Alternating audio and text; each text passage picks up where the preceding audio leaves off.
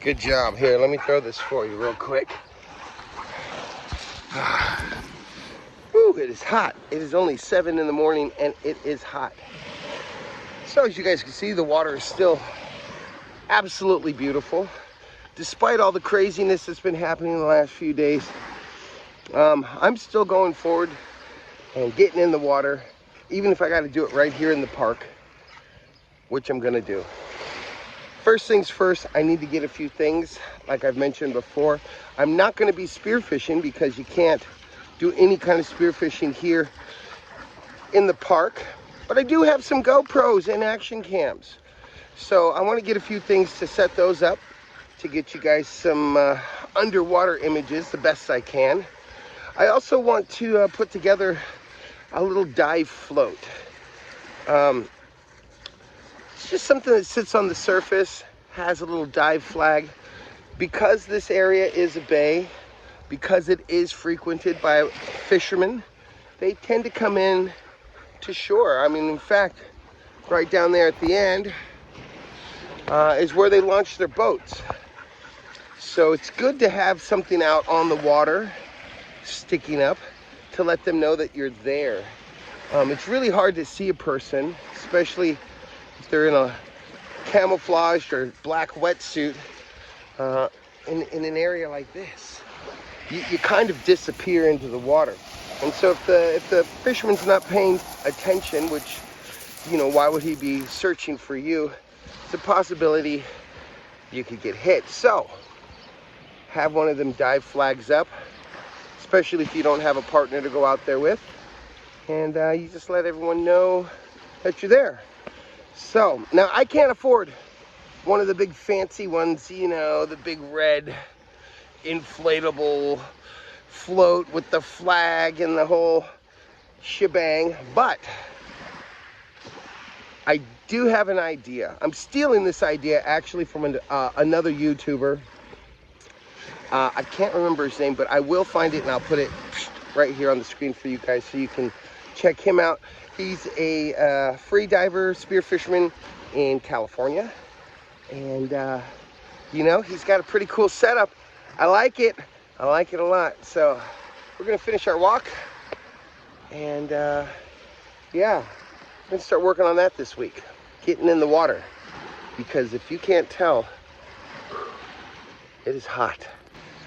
Before I can go out and get the stuff that I need to make my float, I've got to go take care of a couple of things for a friend of mine. A very special friend of mine. His name is Patricio, and we're throwing him a surprise birthday party. He's going to be 86 years old. 86. So you might have heard me talk about Patricio. He's that guy that let me live in the apartment for 2 years down here just across the street. Helped me out a lot when I was really down and out.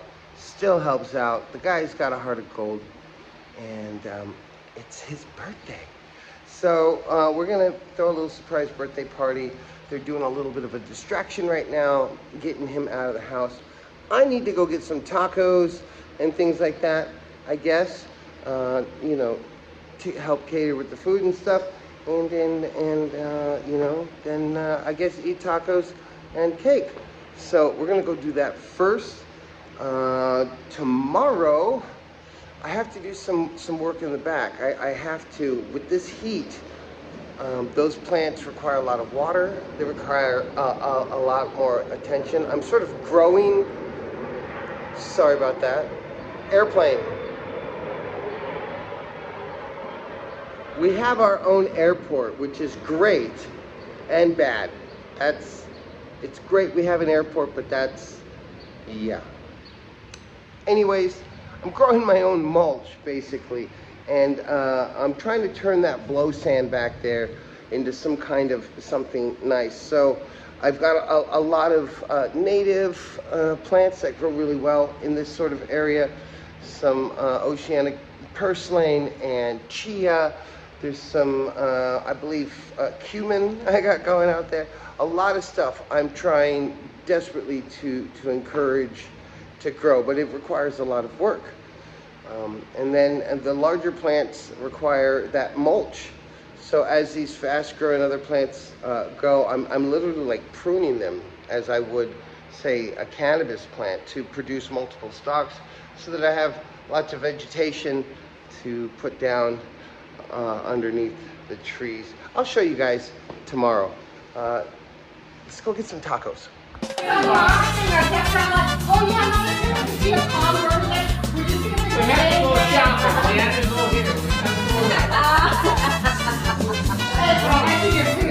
Happy birthday, Patrick. I hope you have many more. As you guys can see, the party went off without a hitch.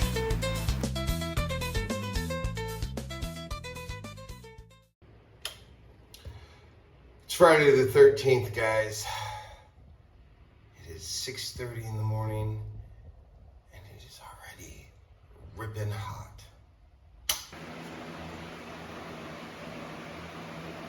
She's been here all morning. She hasn't even tried to go for a WALK. Oh, I like those. Do you know how to spell, too? Who do you think you're talking to? Uh-oh. You said it, I expect it. Let's go. All right. I screwed up. My dog is smart. She can tell time and she can spell. You ever think you're just dumb? All right, I better go do this. When they say nobody out before 7 a.m., I guess they really meant it. There's not even any fishermen out here today. It's just now 7. There is nobody out. We're gonna head towards town to see what we got going on down there. This literally feels like a ghost town. Normally there's people all over the Malecon here, walking back and forth with their dogs and loved ones. There is nobody, and I mean nobody out.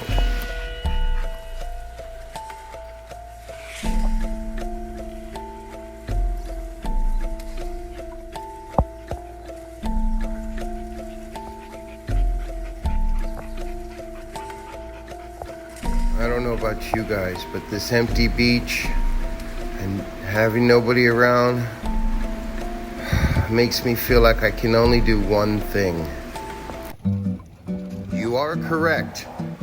It's the perfect time to go check the tide pools.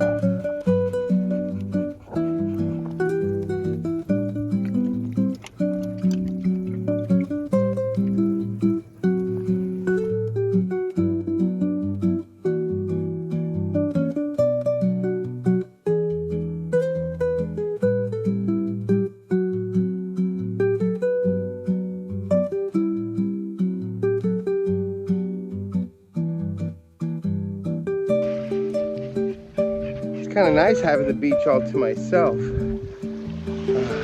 How cool is that? Found a little baby eel hanging out in the rocks back there. The water is crystal clear, absolutely gorgeous. I don't know if you can see this, hold on.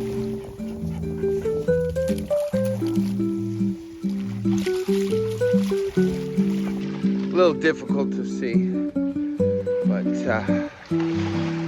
I'm hoping they're gonna lift the curfew here, maybe next week. It doesn't seem like there's too much going on. As soon as they lift the curfew, I can be out here at like 5 a.m. just as the sun's starting to come up. Tide will be really low. You won't see all of this motion. It'll be dead glassy out there. And I can get in the water without having to worry about getting in trouble. I'd like to take us over here where these rocks are by the marina, where we just saw that little eel, where those two fishermen are. Simply because outside of that, on my beach here, as you can see, there's not much else. The bottom is all sand. A lot of seagrass. You know, there are some fish and things to see, but for the most part, there's not much. So I figure I'd take you guys over there by the marina, over by the rocks there. Maybe take a look, see if we can find some more eels. I know there's crabs and lobsters, slipper lobsters, things like that. So those would be really cool to look at. I suppose if they lift the curfew, I can make it out to Liwi or Agua Verde, where we can actually do what I've been planning on doing for the last 2 weeks. But electrical bill came in $1,980. It's about $100 US, which isn't expensive for electricity in comparison to, say, California. This is going to be interesting to do because I never actually paid the bill for anything down here. You know, I just sort of gave the money over. But I actually need to go to this place here and then physically pay it with some cash, pesos, and I've never done that before. So gotta go do that first before we can do anything else. Curfew's still on, of course, all that fun stuff. So I'm gonna go pay the bill, and yeah. I hope you guys enjoyed the video. I hope you're enjoying the newer videos, and if so, and you're getting something out of these, please consider subscribing. You know, share this with your friends. Hit the notification bell so you know when Mouse and I upload a new video. You're gonna definitely want to do that if you want to see me go and fumble my way through trying to pay a bill. And it's not even in my name. That I don't know how that works. This is in a friend of ours' name, and I don't know if I need to. I don't think I need to, but I might need to get him. Anyways, I'm going to see you guys later. ADHD, caffeine since 1976. Before we can go out and get the stuff that I want to make my little float in, I have a prior obligation.